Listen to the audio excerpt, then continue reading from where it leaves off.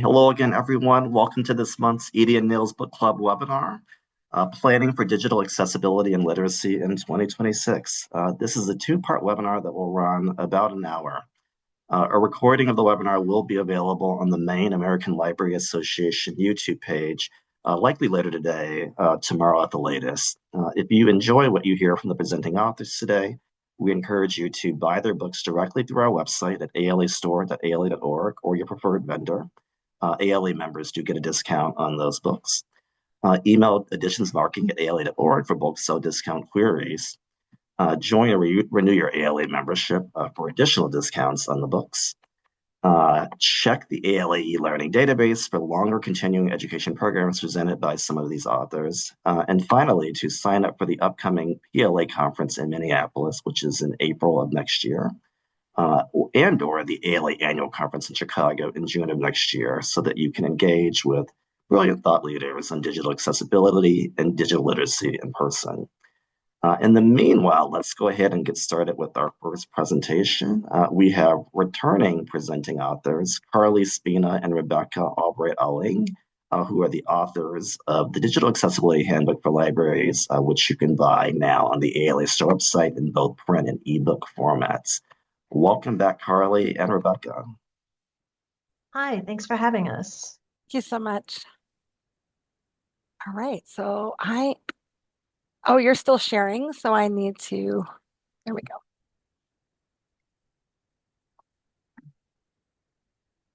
Terrific. I hope everybody can see my screen okay. Great. Okay, so I'm Rebecca Albrecht Oling. I am the Director of Digital Accessibility at Purchase College, State University of New York. And Carli will introduce herself. Hi, I'm Carli Spina. I'm the Head of Research and Instructional Services at the FIT Library that's also part of SUNY. So Carli and I came together as part of a group within SUNY to work on digital accessibility in libraries and hone our skills and understand what all of the issues were. And throughout that process, we realized that there was a dearth of current information on the topic, and laws were changing. So there's a new rule under Title II of the ADA, and I am going to put a link to a fact sheet for that in the chat. Carli, did that go through? Mm-hmm. Perfect. Yes. Okay. So basically, we'll give you the rundown of this new law, this new rule to the law. And that is that by April 24th, 2026, for state and local governments with a size of 50,000 or more people, they will have to be compliant. By April 26, 2027, for state and local governments with smaller populations, under 50,000, they have a little bit more time. So what does the rule actually say? The rule specifies the spirit of the ADA, which is that digital accessibility should be included in everything that we do. And we should endeavor to make sure that our websites, our mobile apps, our digital content needs to all be accessible for people with disabilities. The standard that is set for this rule is the WCAG 2.1 level AA. And WCAG is the Web Content Accessibility Guidelines. Those are standards that are independently done through the Web Accessibility Initiative, WC3.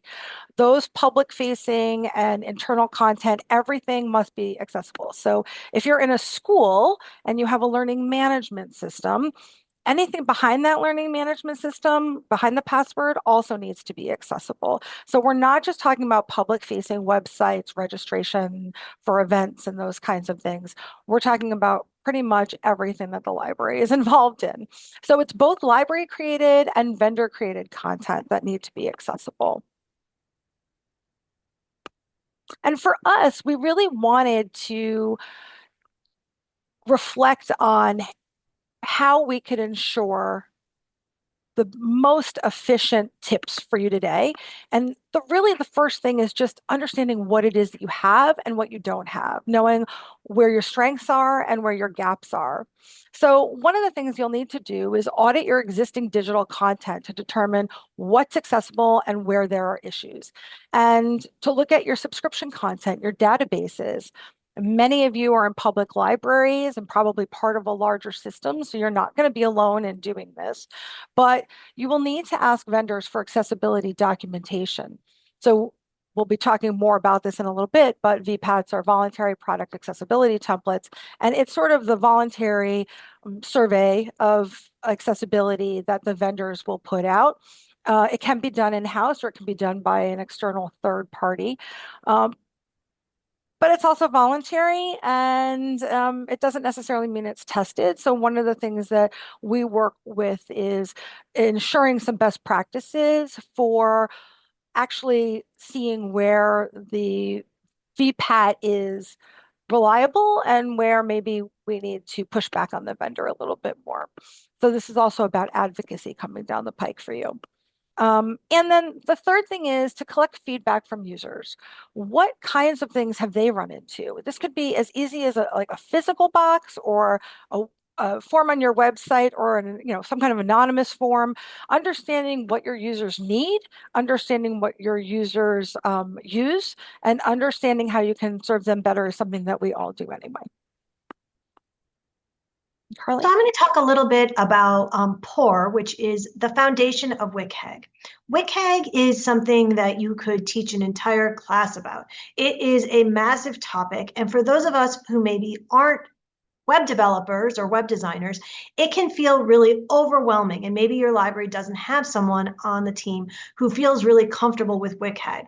So POUR is a great way of thinking about WCAG requirements in a way that is more understandable and in a way that it makes it feel more approachable. And I think for a lot of us, if you don't have somebody on your team who's deeply technical, this is a good way to start out thinking about it.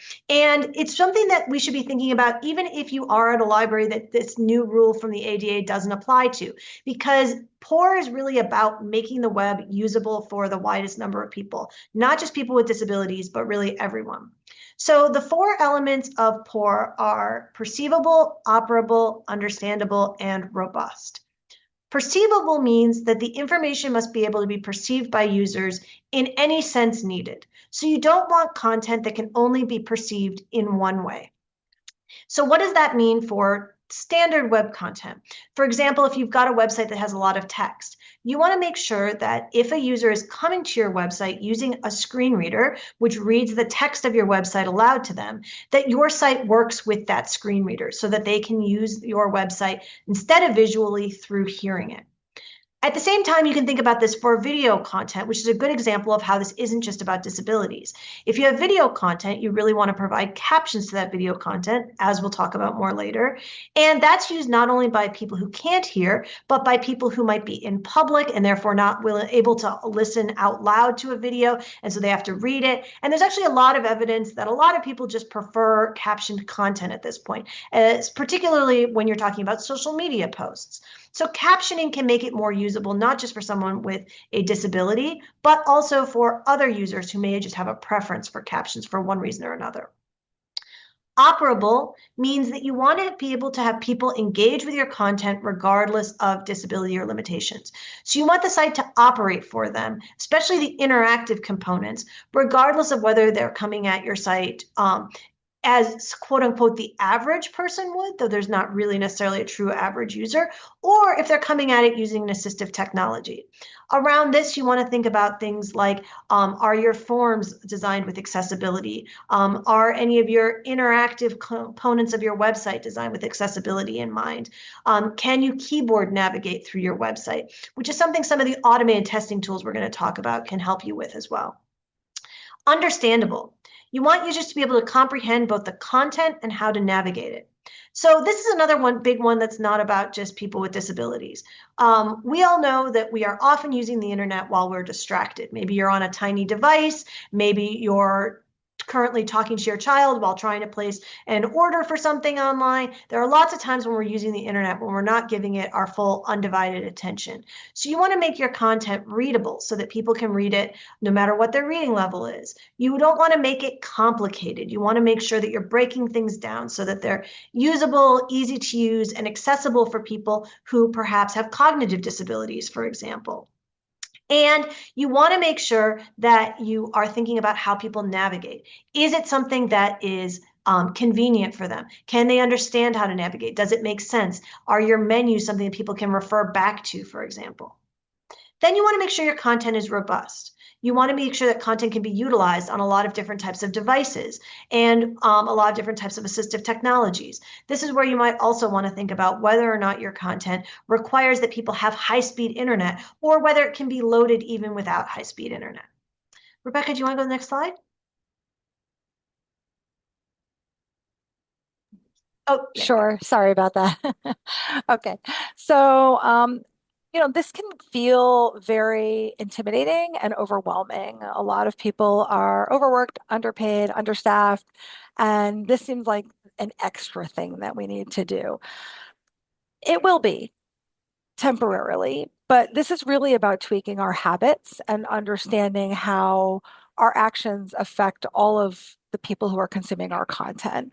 And so when I talk with faculty about what they need to do in their courses, I really talk about tweaking those digital habits. And there are a lot of tools that are free that make this relatively easy to do. So I'm going to go over some of the tools for looking at accessibility. And I'm just going to mention all of them. I won't be able to show them all to you, but I will put the links that are in this presentation in the chat. So the first one is the Microsoft Office Checker. A lot of us use Office, and there's really just no reason not to review and check for accessibility before you finish your document and share it with somebody else. This is important in every sector, but imagine, a potential donor to your library gets a document they can't read. And, a lot of our donors are, older graduates of the college, for example. They're at a much higher risk for having one or more disabilities, right? Things compound as we age. So it really is just a smart idea to make sure that we're doing this from a business perspective and a communication perspective and an equity perspective. So Microsoft really works very hard on this, and they make this relatively easy with the accessibility checker. So you can certainly check that out. And then just sort of endemic to the ecosystem of Apple is VoiceOver. And a lot of you may know that, but it's really very simple to do things like, let's see if I can bring it up on my phone. I'm just going to press the two buttons on the side of my iPhone, ignore all my icons. And VoiceOver on. That's as simple as it is to just turn VoiceOver on. And now I can go through a post and just swipe and it'll read it to me. I had a post the other day where every word I had to swipe. That's an inaccessible post, right? It should be reading sentences to me. It shouldn't be janky like that. So VoiceOver can be a really useful tool in quickly testing things. I'll turn that off now. Okay, and I gave you the link for that. And then the next tool is WebAIM's Wave tool. And it's a free tool that allows you to have a browser extension. I tend to rely a lot on Chrome, so I have it embedded in my Chrome browser. And I can click on any website and click my little icon, and it'll tell me what the main issues are on that page. It's not going to fix it for me, but it'll help me identify things that I won't see because I'm not an assistive technology user. So that can be very helpful. And then Accessibility Insights is another one. It sort of goes over another browser extension that will go over and look at your website and give you an idea of what's going on with it. TPGI is a testing tool for contrast. So what is the appropriate contrast? You can take a little dropper, pick up your colors, drop them in there, and it will tell you. You can give it a URL. It will analyze all of the colors within that URL to tell you where there are contrast issues. So that is a very useful tool. And then we get to PDFs.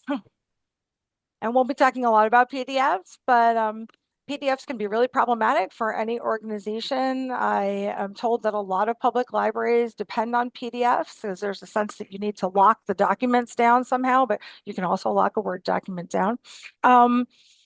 And it's one of the things that we struggle with at the university level because there are a lot of seminal readings that are not available in an electronic format. And so our faculty will have to hand scan certain items. And that can add a lot of barriers for students with assistive technology needs. So the PAC checker is free. And what it does, did I put that link in? Oops. Hold on. I can't recall if I put the link in and I'm losing in the chat. Yeah, I think you did. Okay, just in case. The PAC checker is great and it'll tell you where your issues are, but it won't fix them. So a lot of people tend to rely on sort of the gold standard, which is Adobe Acrobat. And we'll talk more about that in a little bit. Carli, you're on this slide? So next up, you want to think about developing a plan for improvement. So this is about, continual improvement. We know that no library is going to be perfect. We know that there are going to be issues that you identify through your audit, and that you want this to be sort of a continual process of improvement. And part of this is integrating accessibility testing into the workflows for all the content that your library creates and purchases. So you want to be thinking about, first of all, who that means needs training on this.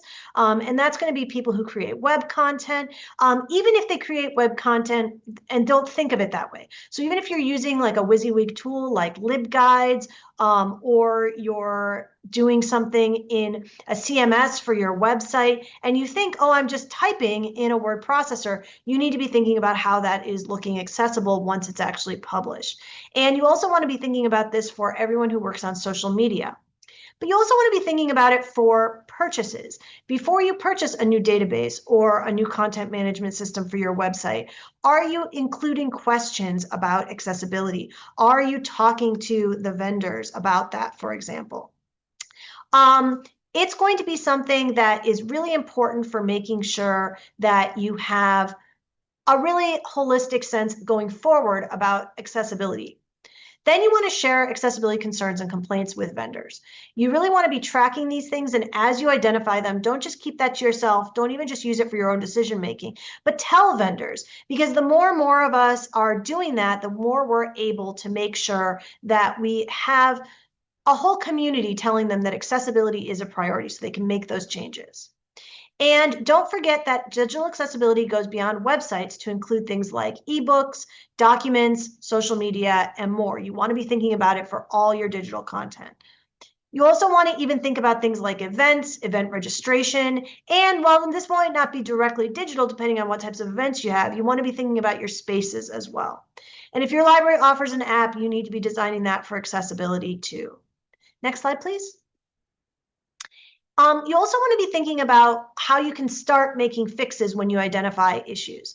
So there are a lot of things that are part of WCAG, and you may need to get an expert to work on things if you find major issues with your website. But there are some things that are important for everyone to know, particularly if they use social media or they post content for the library, like on a blog, on your LibGuides, those sorts of things. So these are 4 big, relatively easy points that you can start with. First of all, make sure to add alt text to your images. The alt text should convey the same information seeing the image would convey. You want to keep it brief and make sure that it doesn't repeat information that would otherwise be accessible to the user, such as in the caption or surrounding text.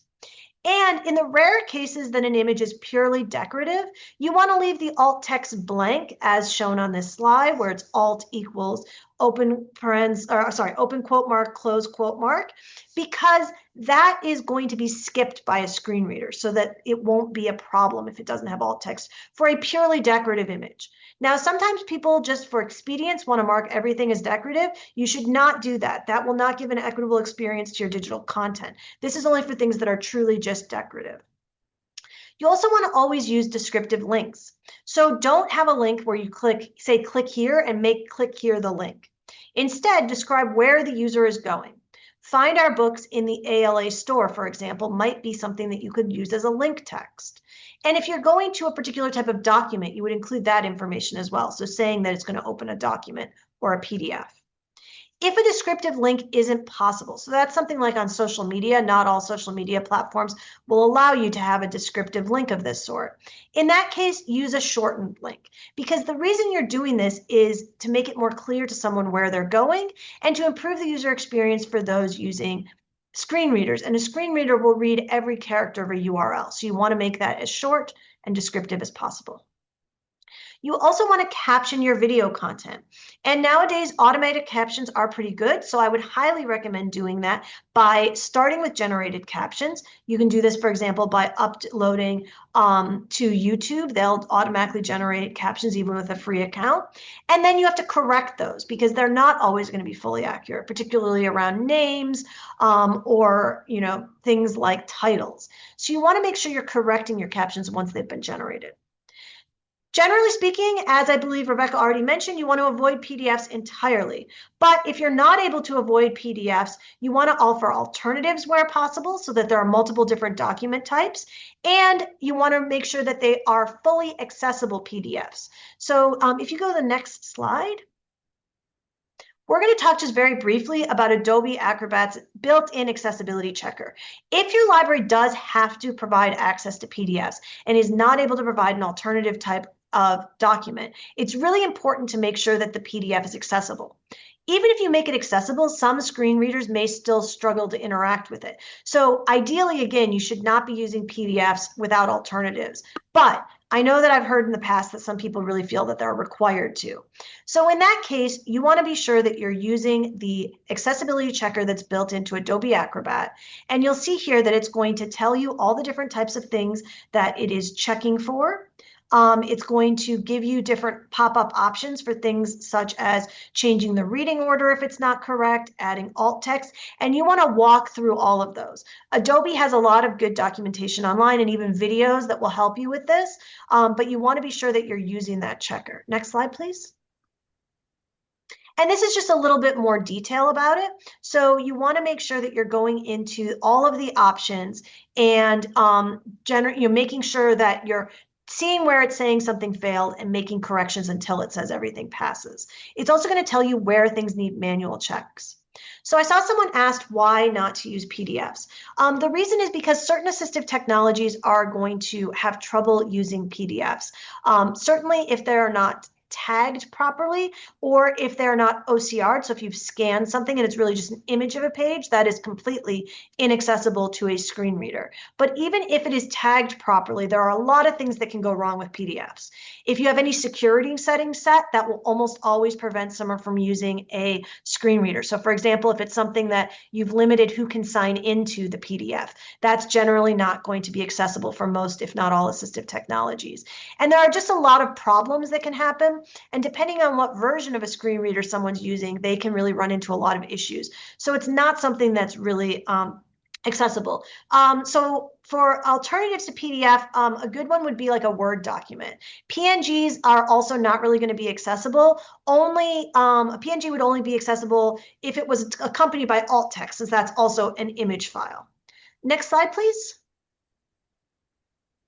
PDF versus PDF-A does not change accessibility that much. What that really changes it is more how much you have checked the accessibility features. No matter what version of PDFs you're using, you can do it well or you can have problems with it. So it's really about checking, making sure you're saving correctly, and making sure that if you are only able to use PDFs, that you really develop expertise in making those accessible, because it is trickier to make them accessible than a lot of other types of document types. Yeah, especially forms, right? So that's like a Yes. specific specialty that I don't yet have, which is dealing with PDF forms and making sure that those fillable forms are completely accessible. It's one of the things we're always fighting on our website.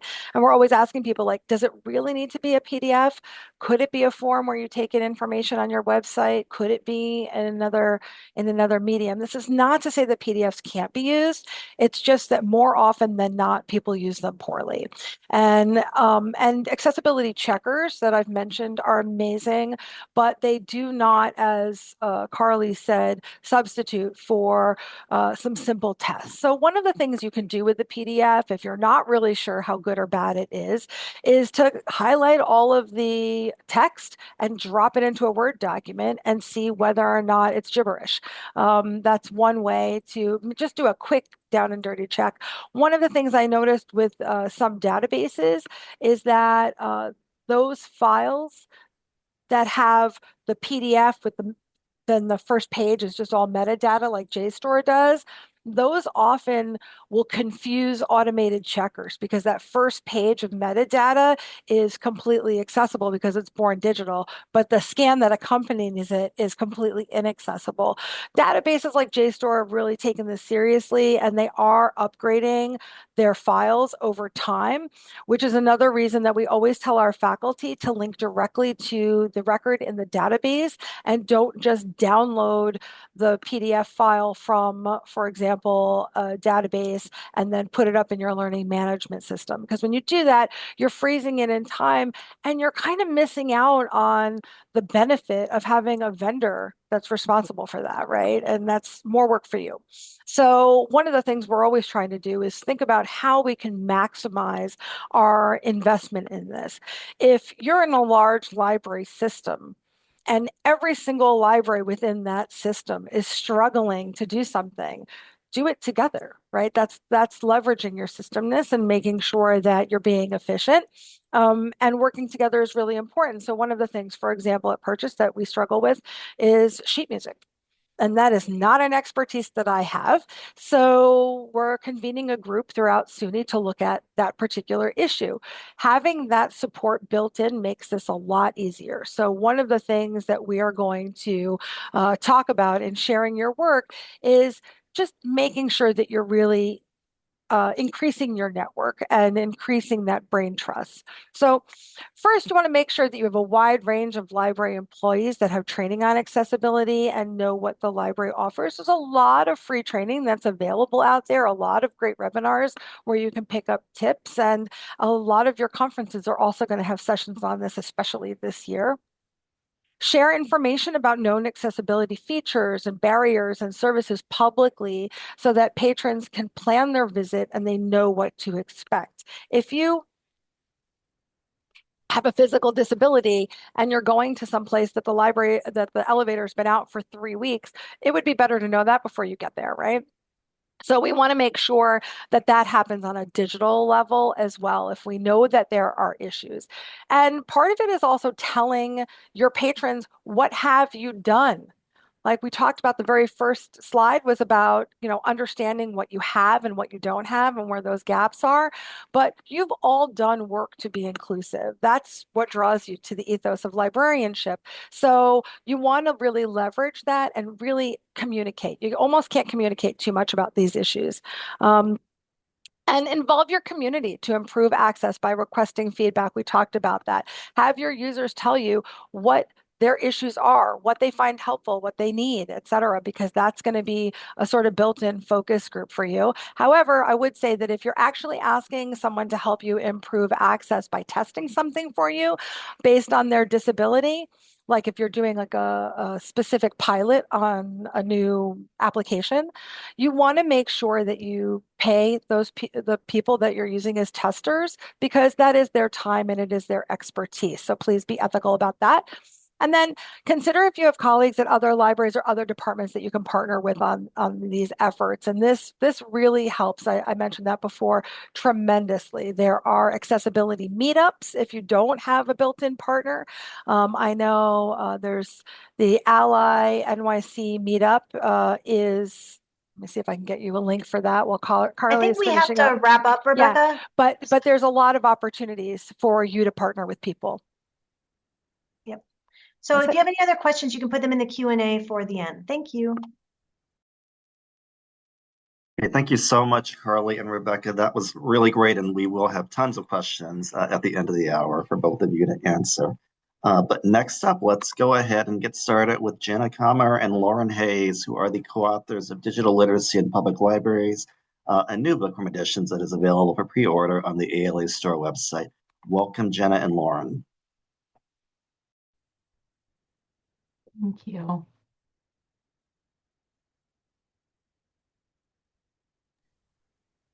Okay, sorry, y'all. Getting adjusted over here. Um, all right. So we are going to be sharing our book, Digital Literacy in Public Libraries. Oops. Um, my name is Jenna Kammer, and I am an associate professor at the University of Central Missouri. I'm one of the co-authors, and I'm here with my colleague.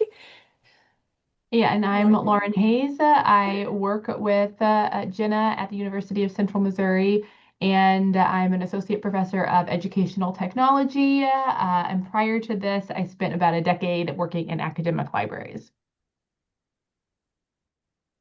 All right. Okay. Well, thank you for coming today. And thank you to Carli and Rebecca for that really great presentation about digital accessibility, which does fall in a little bit with digital literacy.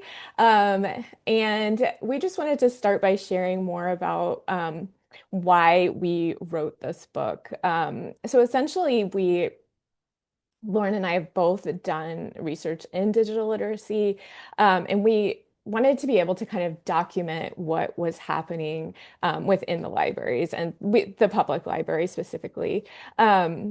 So we realized there were just amazing stories out there about what librarians were doing related to the digital literacy questions they were getting, as well as the digital literacy programming, and also noticed that there were a lot of areas for libraries to develop and build their digital literacy programs. So our book kind of breaks out these strategies generally across the broad spectrum of library operations. And it also incorporates some of these stories from the librarians themselves. Who were able to write some vignettes to do a little storytelling about what they're doing, how it's working, and what they might recommend for others.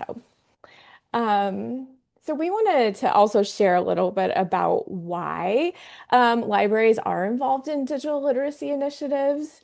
So everyone in this room, all 450 of you, knows how powerful that the powerful effect that libraries have on the people who use them. And this term, this phrase, the library effect, can be generally applied to all of those different things. And if you have been in libraries for a while, you've heard it applied to lots of different ways that libraries impact people. And we can also connect that to digital literacy. And so there's plenty of research related to the impact of libraries building digital equity in their communities. And for one, there is a body of work related to how the presence of a public library in a community's zip code is linked to measurable increase in the enrollment in the Affordable Connectivity Program. Okay, which is now ended. It ended in 2024, but the ACP helped low-income households to pay for internet services and devices. But to enroll in a program like that, that often involves complex forms online through government websites, gathering documents, providing those documents digitally, understanding the technical terminology, and all of the tasks that kind of demand some digital literacy and support for making those happen. And so in the library, there's free Wi-Fi, there's computer access, there's one-on-one assistance. And that is the main role of our librarians in the digital literacy initiatives that we reviewed, is providing that complex support for patrons as they navigate these systems. Okay. And so there have also been a few reports which have been cited as foundational for digital literacy initiatives, and these are helpful. We wanted to share these because they, if you're applying for grant money or money to build your digital literacy programs, it's good to cite some of this information. And so in 2013, which has now been a while, the Pew Research Center's Library Services and Digital Age survey found that most respondents felt that access to the computers and the internet and reference services were very important for libraries to have. And so this kind of built a foundation for executing these systems in or execute these programs in libraries. But also the other data, this survey is super interesting. It also talks about like concepts like petting zoos, like having technology available within the library for people to try out and to learn how to use. And those were also considered to be important digital services for libraries. And the most recent public library technology survey found that 90%, 95% of libraries responding to the survey are now offering some sort of digital literacy training. So this is integral in library systems.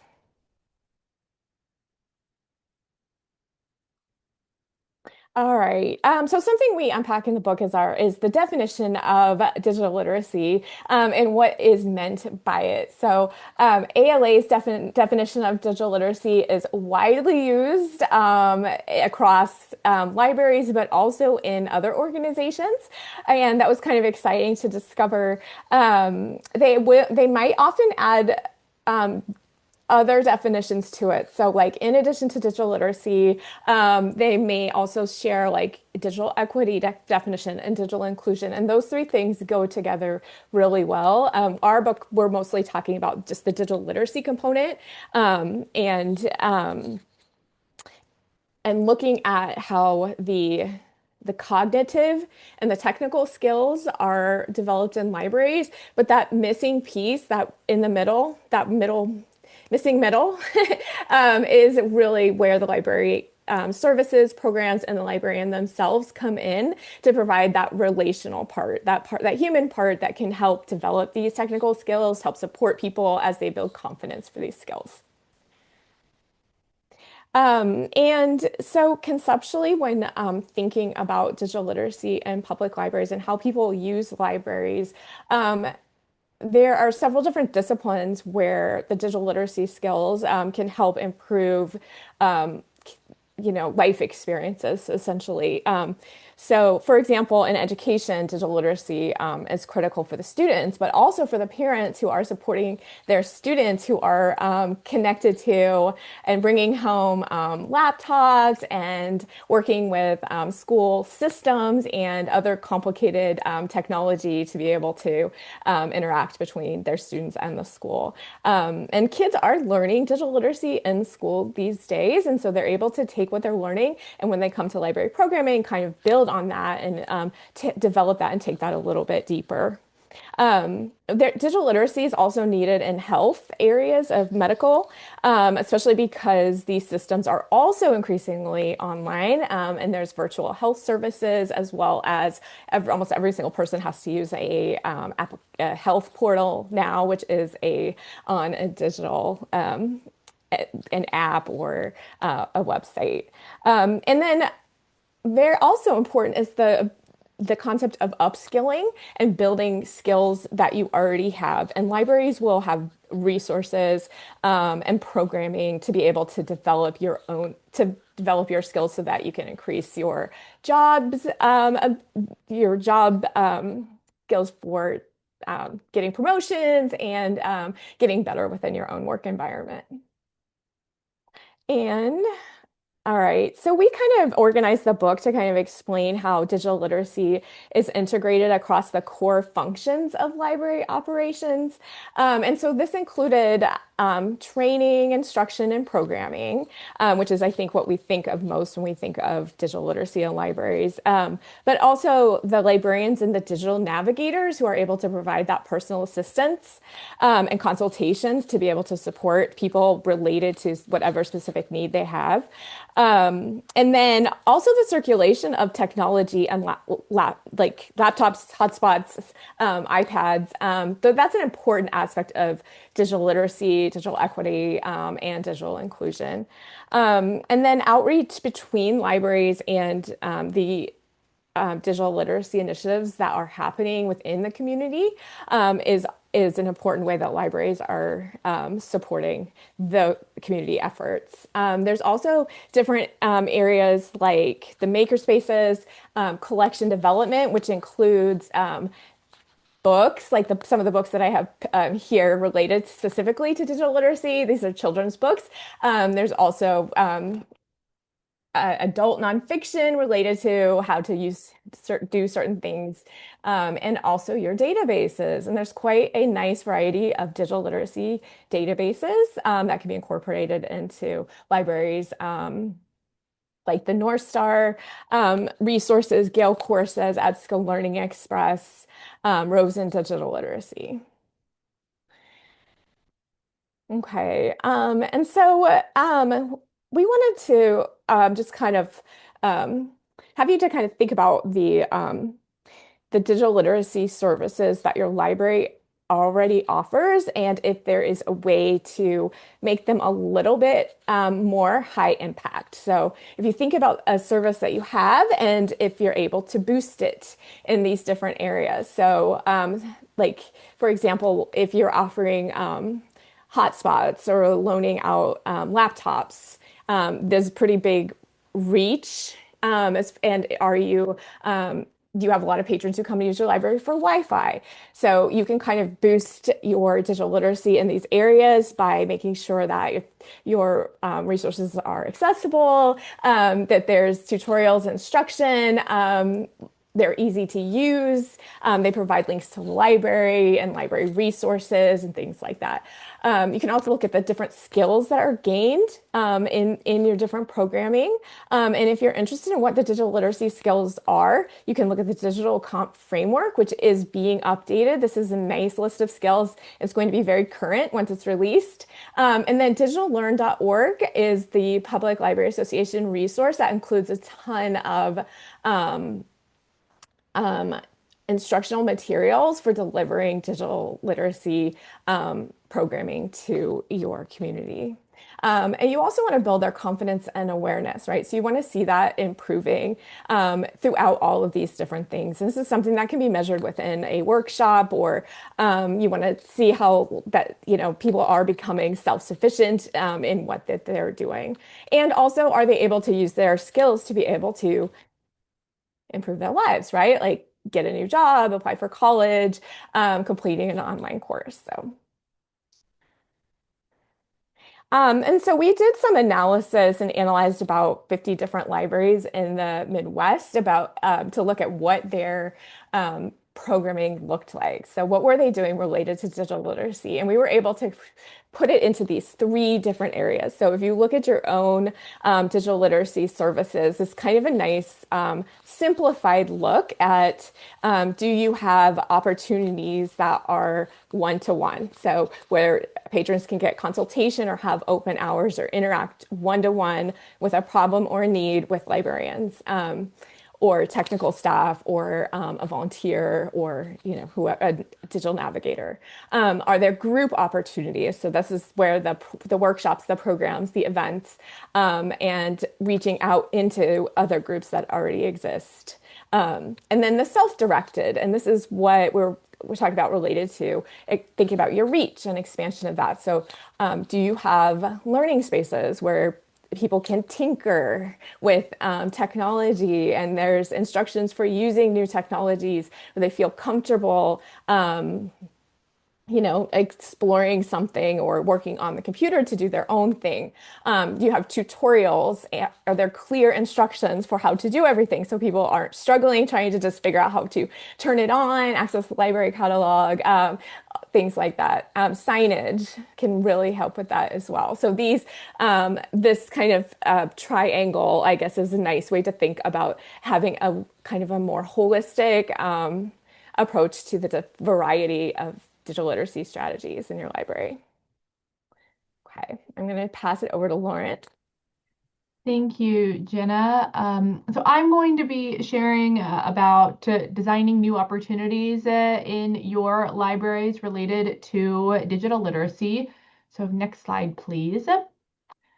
So as you're thinking about what you might want to do, and you could even use these strategies for existing work that you're doing related to digital literacy in your library, but thinking about how you might want to add on to them or do new things. But what's really important is really starting with a needs assessment. And we have an example of a needs assessment in the book that you could take, tweak, do what you want with it.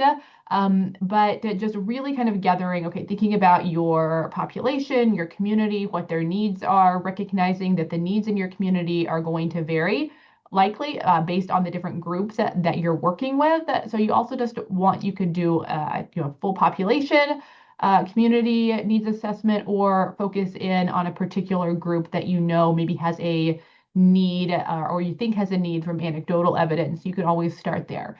So when you start with the needs assessment, and then once you have kind of that in place, also start thinking about what new technologies might be something that you need to focus on with a digital literacy initiative. So, of course, the one that everybody's talking about right now is artificial intelligence, generative AI, right? And so that is something to think about. Have potentially have workshops where you explain what is generative AI, how can it be used in your life, how the predictions that it makes, why does it seem to have knowledge when in fact it's just really predicting based on that large language model. And just helping people understand what the technology is really helps them grow in their literacy and understanding of being able to work with it, and also being able to be discerning with how they can incorporate it into their life and what they need to take from it and not take from it. And then, to the extent possible, try to, stay current with new technologies yourself, know where needs are going to be in your community, stay current on technology updates. Agentic AI is certainly the one that I think we need to probably be having more conversations about, because that's going to be the next kind of jump related to AI. And so those are just examples of things to stay up on, but it could even be something like if the database is getting an interface update, making sure that your staff is versed in that and prepared to help your community members navigate through that interface change. So those are certainly going to be things that you want to consider and incorporate. Next slide, please. So as you're thinking about kind of new technology, connecting the new technology to workplace needs and past examples when you're working with members in your community on growing and supporting digital literacy, think about what the technology is, how it aligns with what your community is going to be able doing in the workplace, or maybe doing in their personal lives, but have a clear example. I always think when I'm talking about technology that tying it to something that they've already been doing, whether that past example, with like email, sending a letter, making that connection so that people can see, okay, this kind of is a technology that replaces something I've already been doing. Or you say, okay, maybe you spend a lot of time trying to sift through email because you get so much of it. You can add tags or filters so that email automatically goes into a particular folder. That's an example of technology and digital literacy that connects directly to a problem that they might be trying to solve. And I always think that we should talk about technology related to what are things that might be a problem that we might have to solve. And there are times where we do just want to add technology because it's fun, whether that's a game or something like that. But there are, I think, real reasons to focus on solving problems with technology, and not just adding new things to add them. And that's my education kind of background coming in there. So next slide, please. I'm aware of the time, so I'm trying to move quickly here. But as you're thinking about kind of that strategies for moving forward with your digital literacy in your library, just look for examples from other libraries. We've got some good examples in the book about things that are happening in public libraries that we encourage you to read those and get inspired by them. Be willing to share your success stories. What's working great in your library? What is something that maybe didn't work quite as well as you hoped, but you were able to shift. Even though I say success stories, I often think we can learn too from those things that don't work well. And because we all have those stories, right? And there's no reason to be ashamed of those stories. So share those too, so that we can learn and all help each other grow and create the best digital literacy initiatives that we can. And then, thinking about just some best practices in the book, we have examples of things to consider as you're putting together digital literacy initiatives. Jenna mentioned both the skills and the kind of cognitive thought processes that we have to use when we engage with technology. And so we really encourage any digital literacy initiative to, yes, focus on the skills, but also encourage people to understand and have a kind of a mindset of, I've got to be flexible. Things aren't always going to go the way that we want. We need to be willing to adjust and change and think about change management and growth mindset and all of those things. That's all kind of tied into best practices related to digital literacy.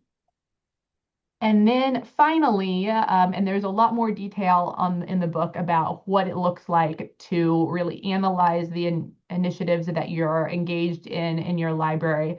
But, collect the data that can be from the needs assessment, that can be, having sign-in sheets, getting some feedback as people exit a digital literacy workshop, but look at that data and then make decisions based on that data. The book has examples that you can look at for quantitative data, qualitative data, mixed methods data. So there's lots of things that you can consider directly from the book to how you would want to bring it into your library. I think with just a little bit left, we'll move on to questions. Okay, thanks so much, Lauren and Jenna, as well as Carli and Rebecca. We will now have a brief Q&A with all of our authors, so feel free to submit any additional questions for live answering using the Q&A function. I'll go ahead and ask one that has come up several times, and I see that there have been some answers in the Q&A function. But for Carli and Rebecca, what alternatives do you recommend to PDFs? I mean, when we think about this, the most accessible is just plain HTML, right? And I think Carli would agree. Then you're looking at like Word documents, just keeping it simple as possible. It's not always possible. And understanding how any program that you're in, creating something before you turn it into a PDF, make sure that you understand what accessibility features of that are going to come across. Great advice. Another question from Allison Vasquez for everybody. Given how rapidly these accessibility and digital literacy standards and issues can arise, what resources do you each use to stay current? I can say that I think that it's really important to keep up with the Web Accessibility Initiative, which is the group that makes WCAG. They are going to have new rules rolling out periodically. They have a lot of documentation online that's pretty accessible and usable about training yourself to learn more about it. And they're a good place to go for what's the latest in digital accessibility. Yeah, and as I was saying at the end of our talk earlier, there are so many wonderful organizations doing webinars, bringing together the power of libraries. Most recently, Carli and I have been working with the New York Public Library, which is part of the National Library System. The National Library System, it's regional, so they can always help you as well with understanding how to help patrons with print disabilities, not just patrons who are completely blind. And I just put in a link to the DQ's AxCon schedule for February 2026. It's a free conference. It really, I would say, the taking advantage of some of these out there is key. And in fact, the organization that Carli mentioned has a foundational free course that is worth looking at as well. So I know it's hard because, especially if you're in a smaller rural library, you may feel very isolated, but there are communities. Thank you, Carli. There are communities that you can become a part of. There are places where you can get free training, and there are places where you can find kindred spirits. One of the things that I do for PDFs is that there are PDF sort of interest groups on Facebook, and I'm going to put one of those in right now. And you can move on to your other speakers while I put that in. Did that answer the question? Yeah, sure. So Jenna and Lauren, any thoughts on that question? Well, I can just add like we found, our vignette authors just from ALA, and the presentations at ALA, PLA, they're all excellent, as well as more like whatever you have going on virtually. For digital literacy, it's often integrated into other presentations. So it's kind of like having a mindset, or kind of like looking for it when you're listening to something about AI and how it's going to be used in the workplace, with go in with this mindset for what skills are needed to be able to learn this, to be able to share this, for other people to be able to do this. And then I really like the LIS pedagogy chat. If any of you are instructors or going to be teaching digital literacy, that LIS pedagogy chat always has technology related topics, which can be very helpful for like learning more about, and being a better instructor generally. I will say that lately I've actually used LinkedIn a lot just to stay current with AI is the one I'm trying to stay current with the most these days. But even things related to AR and VR and other technology updates. So find people on LinkedIn who have similar thoughts, on related to tech, and follow them. And there's a lot of posting happening on work related technology on LinkedIn, more than I realized a few years ago. Great. Yeah. So getting active on LinkedIn and just being attentive to the different social media forums and other communities that exist for exchanging knowledge. That's great. So for a final question for each of you, and you can answer as co-authors or separately, what are some key takeaways, maybe three, for planning for digital literacy next year with due attention to budget issues and the potential for further diminished staffing resources?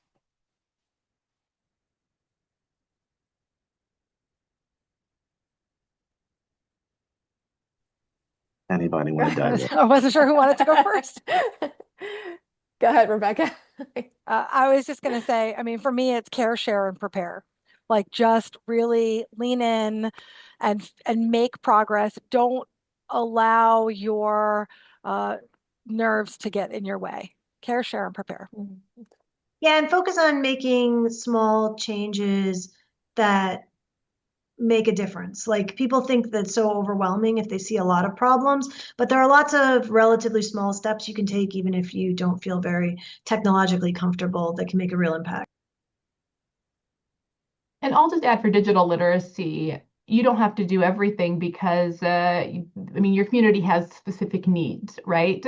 And conducting that needs analysis, or even just having some quick conversations as people come in the door, can be a good way of, okay, what's the real need in our community, and how can we focus on that one thing, in 2026? And that can be that one goal. And that's a great thing to do because that is where the need is.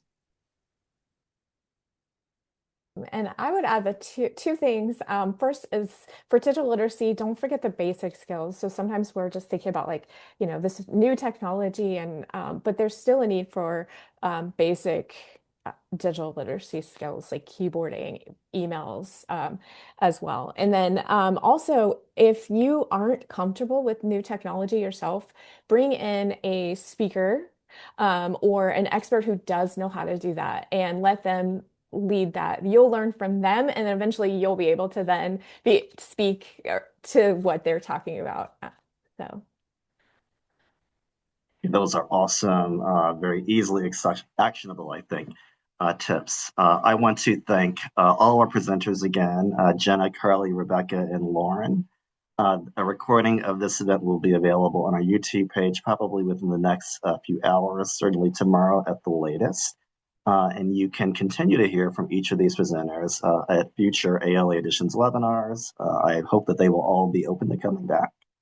And look out again for similar digital literacy and digital accessibility programs offered by other departments and divisions of the ALA, including CORE, CE, many ALA groups offer programming on these topics.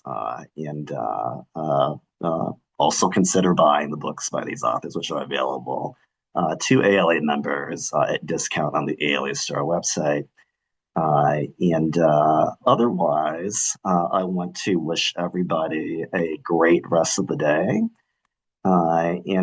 We will announce probably within the next week or two our webinar schedule for the coming year, beginning with a program on small public library management and making decisions within a very restricted budget for later in January. Thanks all, and we will talk to you all again next month.